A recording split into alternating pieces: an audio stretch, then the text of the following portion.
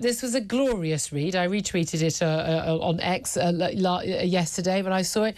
And basically, I mean, every single year this review just exposes the most blatantly unfact-based reporting. I mean, it's not even reporting by many BBC reporters. It's hysteria a lot of the time. The language around, which you expect from The Guardian, you know, or from some lunatic climbing up a gang tree over the M25 with wearing a yellow an orange T-shirt saying "Just Stop Oil." The hysteria and the willingness to just blame climate change for pretty much anything and everything that happens, to claim every single temperature or weather event as a result of climate change, and it's getting worse. But this is beyond just a little bit of editorial, isn't it? Their reporting is, I mean, it's downright untrue a lot of the time, isn't it? Yeah, I mean, I think they want to use basically or anything that they can possibly connect to climate change, they are going to do so. You know, whether it is true or not. I mean, there's so many stories in this paper. I mean, the thing that actually struck me when I first saw the manuscript was just how many examples that the author had found. I mean, there are over 30, and he's clearly only scratching the surface of what the BBC has done. And some of the connections they make are utterly ludicrous. I mean, there's one nice example of somebody spotted a rare bird in the south of England somewhere. It was called a black-winged stilt. And the BBC said this had been seen because of climate change. Its range was being pushed up into the UK.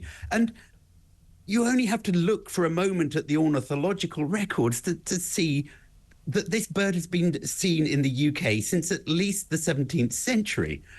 So it's utter madness to say it's something to do with climate change. It's just a bird that turns up occasionally. I mean, it's simply untrue. I mean, look, we've seen report after report, haven't we, where hurricanes, tornadoes, floods, droughts, heat waves, storms, wildfires. I mean, depending on what is the most sort of fashionable story of the moment. I mean, wildfires are a very big story in Greece at the moment. Absolutely terrible for the people they impact. I was in Sicily last year. We had wildfires. We had the motorway on fire on the central reservation and on the right hand side. I mean, it was very scary. Never seen anything like this before. It's quite obvious the Sicilians were completely used to this. And when we spoke to them, locals, they were going, "Hey, it happens every year." It was being reported as this unbelievably awful thing that was happening only as a result of climate change. But all of these things we're told by the BBC again and again, they are happening. They're happening more often. They are more severe. It's going to get worse, and it is down to climate change. Is there any evidence that any of these things are happening more often, are more severe, and they're down to climate change? The official science on this is very clear. There's a So this isn't you saying this. This is the official. No. This is the official science. So this is the Intergovernmental Panel on Climate Change. If you go to their report, you look at table 12.12 in the most recent report. It lists all the weather and climate phenomena and says which ones they've been able to find increases in or significant changes in. And essentially, there's almost nothing. It's heat waves and average temperatures. Yes, up. Almost everything else. Hurricanes, tornadoes, floods, drought, you name it, they can't detect any significant change in at all. So the official science is quite clear on this. So the BBC, when they tell you that tornadoes are getting worse, well, it just isn't true. And it's not a matter of opinion, because they're able to log tornadoes using satellites and weather data, and they know how many there have been, and they know how long they last and how severe they are. And the trend is clearly downwards. You know, there are fewer tornadoes and there are fewer. Is that due to climate change? I mean, who knows? Now, we have seen heat waves. Look, we've had a heat wave here. We had a heat wave this summer. I mean, last summer, it was too much. We're not made for this, you know. But the argument, obviously, dealing with heat waves is, I mean, people die as a result of heat waves. It's not just unpleasant for a lot of us. But, of course, more people die from cold than die from heat by a factor of like 9 to 1. And yet, we never seem to hear so much about that, do we?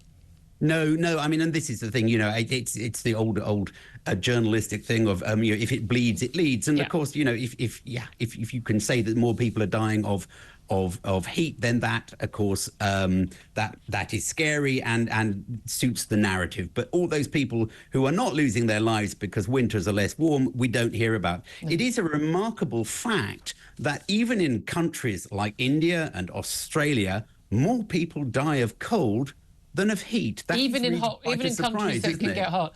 And the key Yeah. thing, I would have thought the best way of stopping people dying from heat is for people to be richer, to have affordable energy, be able to afford to air condition their homes. And their cars and the like, and that using fossil fuels. So, I mean, that might mitigate, mightn't it? Let's go through some more of these examples, though, because it's not just the black-winged stilt, is it, that apparently is not being cited in Britain just because of climate change. There was also a story in the BBC about how climate change is making mosquito-borne disease more common. Is that true?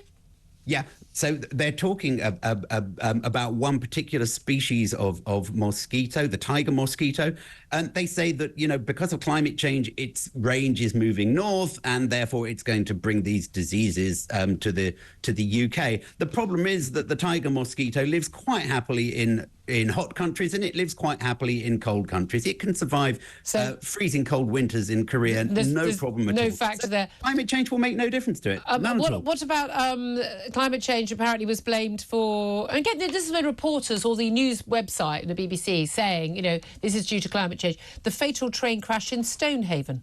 Yeah, that's right. So there was a landslide near Stonehaven, and a train ran into it, and 2 or 3 people, I think, were tragically killed. And they said that the rain that had caused the landslide was due to climate change. But in fact, when they did the inquiry into the incident, it was shown that the drainage system in the hillside hadn't been installed correctly, and that was the reason for it. They're making it up. But it's never corrected. It's people just remember reading it, and people I know who I would normally consider to be well educated and knowledgeable, and they consider themselves like they lap this stuff up. And I would say, if your source of news is only the BBC, you are not getting proper news on this. What about the erosion of cliffs in Norfolk? That's definitely due to climate change, right? Definitely not. The British Geological Survey says that those cliffs in Norfolk, at a place called Hartley-Brewer, have been receding for something like 5,000 years. It's nothing to do with climate change. Were we burning fossil fuels 5,000 years ago? Not as far as I'm aware. No, the odd wood and dung, perhaps, but no fossil fuels. I think not. But again, I remember seeing the reporters on edge. I mean, I watched the BBC just to get my blood pressure up. A crocodile biting a woman was also blamed. I love these stories. It's an amazing story. So she had apparently the well outside her house. This is in Indonesia. The well outside her house had dried up because there was a drought, and so she'd had to go to the communal well. And at the communal well, she was bitten by a crocodile. Therefore, climate change causes women to be bitten by crocodile. I mean, it's so bonkers. But they must love this. At the BBC. And what about coming back closer to home? Potholes. Everyone moans about the potholes. That's beginning to hit everybody now. There have been tens of billions of pounds worth of damage to our roads. According to the BBC, that's as a result of climate change as well. Yeah, but of course, potholes are caused by sort of water in the tarmac freezing and expanding, and so sort of if we're getting global warming, there should be less of that, not more of it. So the idea that it's potholes is nonsense. I think in reality, it's actually down to climate change policy, because of course we're putting all these heavy electric cars on the roads, and they're breaking the road surface up. So we can blame climate policy, not climate policy rather than. But also, you did mention a little bit earlier about, actually the IPCC, Intergovernmental Panel on Climate Change, which is regarded as the body. Whenever I've mentioned them on TV in Question Time, and I've talked to people about, doesn't actually say that in those reports. People go, yeah, it does. It really doesn't. Point to me where it says that. But you said, they have said, we are seeing more, average temperatures going up. But you at the Net Zero Watch have been looking at how we measure temperature, not just globally but nationally as well. We get sort of, it's the highest.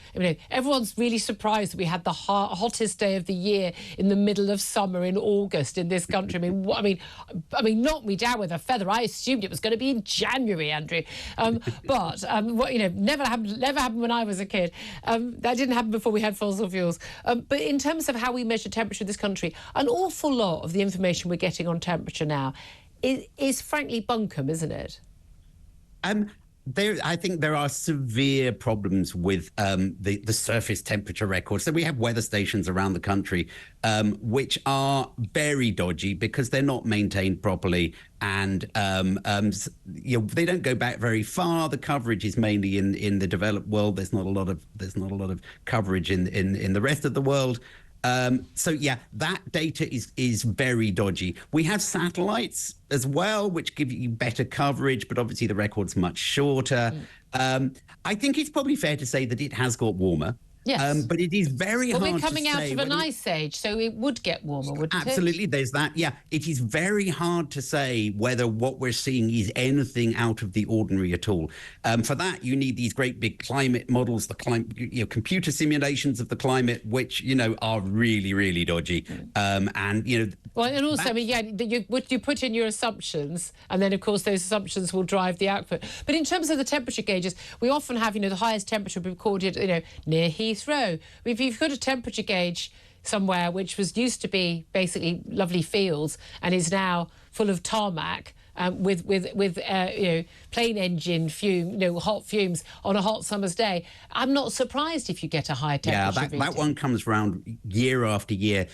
You often get the temperature records, but if you go and look where they are, it's very often it's Heathrow. And if not, there's a military airbase, an RAF station, which also does quite a lot of temperature records, which I assume is just a jet driving past and driving up the temperature temporarily. It's all very, very dodgy, these sort of temperature records. Of course, if you have tens of thousands of temperature stations, you would expect one of them to give you a record most years, but just if it was completely random. That's what happens. Even when we put this out, on social media, that an awful lot of responses are going to be, you're just climate deniers. You don't, you don't trust. You don't believe in the science. You're just making this up. You're paid by the big oils, as am I. We're beholden to everything. What's your response to that? Well, of course, as we've just been quoting the Intergovernmental Panel on Climate Change in support of our position. It's the people who are saying that the hurricanes and tornadoes and floods are getting worse who are actually against the science. They are going against the evidence because, it's a religion for them. As for who funds us, well, doesn't make any difference. The evidence is the evidence, and if you want to have a sensible conversation about this, you've got to talk about the evidence. And of course, these people don't want to talk the evidence. What they want to do is to divert the subject onto stupid irrelevancies like who funds you, because then they don't have to talk about what the facts actually are. And the facts are that the climate really is nothing very much to be frightened of at all. Thank you so much for joining us. That's Andrew Montford. He's Deputy Director at Net Zero Watch.